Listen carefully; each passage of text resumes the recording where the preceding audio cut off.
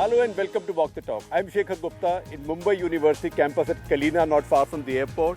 And my guest today, one of India's most eminent nuclear scientists and really, sir, the guardian and patron of Indian higher education now, Dr. Anil Kakodkar. Thank you. Such a privilege to host you on Walk the Talk. Thank you. And you are so generous with your time and your patience. No, my privilege. I think this comes from doing research, this patience. You have to have patience if because everything doesn't happen the way you like. So even in research, you have to go through several kind of distractions, diversions. And many of your presumptions can go wrong. Yes, indeed. Facts may turn out to be contrary. Indeed, yes. So you need an open mind. Open mind, take things as they come, and have patience, as you say. And sir, patience also becomes very important because it deals with a very complicated system in India. Yeah, that's right. In fact, see, in control system. China. I was giving an analogy. In a control system, you want stability, then you have to introduce some elements. So you can equate those with patience. So in your dealing with things, if you don't have patience, your work itself may become unstable. So sir, 74, 98 gets done. Then you come under all these sanctions.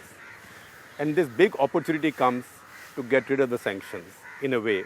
We know just one thing, Stroop-Talbot talks took place. But then the nuclear deal. Initially, if I remember correctly, you were concerned about the nuclear deal, the indo-us nuclear deal. See, I have been always concerned about things. But let me explain to you in some detail. See, around that time, you had this NSSP. Next steps in strategic partnership. The American strategy. And I was asked a question at that time that what do you think? Is it in our interest? And frankly, in the NSSP, there was hardly anything for atomic energy. Right. But I said, look, there is nothing for atomic energy in that. But this optics is good. So let us move forward. Optics is good. Optics is good in the sense, the next step from my perspective was India has done everything according to its international agreements. We have done obligations. We have done nothing wrong. Why is it that we still, people should look at it with a pariah? We should get into the mainstream. Now, that does not mean that we compromise our... but get on the scientific high table. Not only scientific high table, but you don't compromise your strategic autonomy. Positioning. In the sense, we have come in atomic energy up to some point. Tomorrow, the things evolve. And I think those options should remain open. Right. But keeping that as a given, can we see ways of getting into the mainstream? Can India's stature politically, international politics, can it go up? And of course, we were suffering uranium constraint. Right. Our reactor's capacity factor was going down day by day. So that is where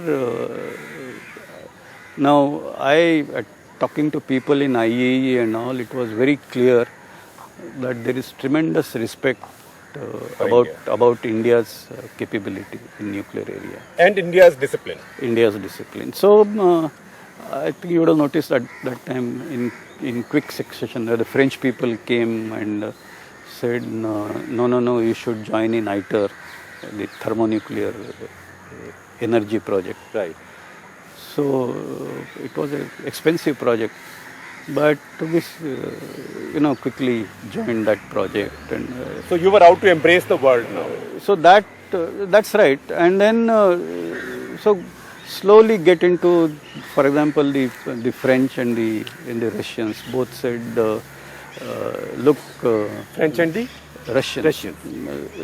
Because we were talking to these countries earlier, but no, nothing can happen unless Americans come on board.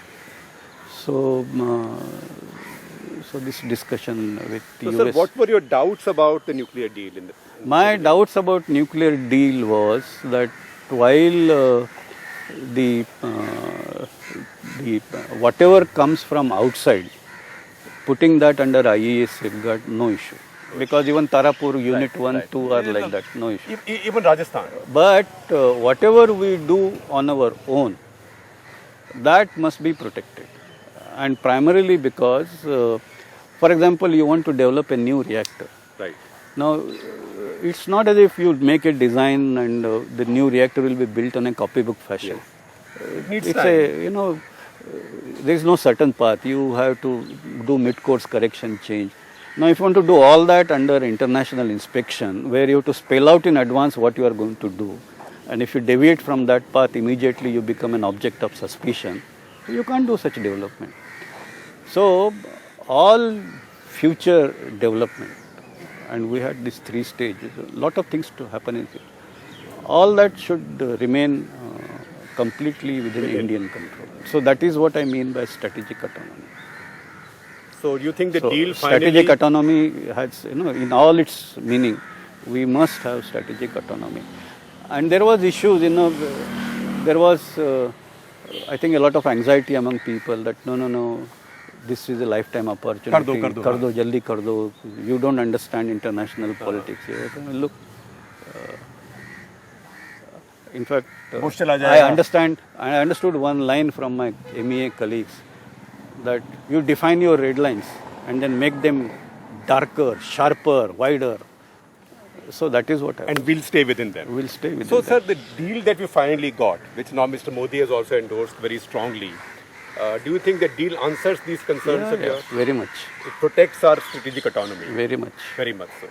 And I can say, my own understanding is that your moral and scientific authority really resulted in a lot of rectification there, a lot of fine-tuning there.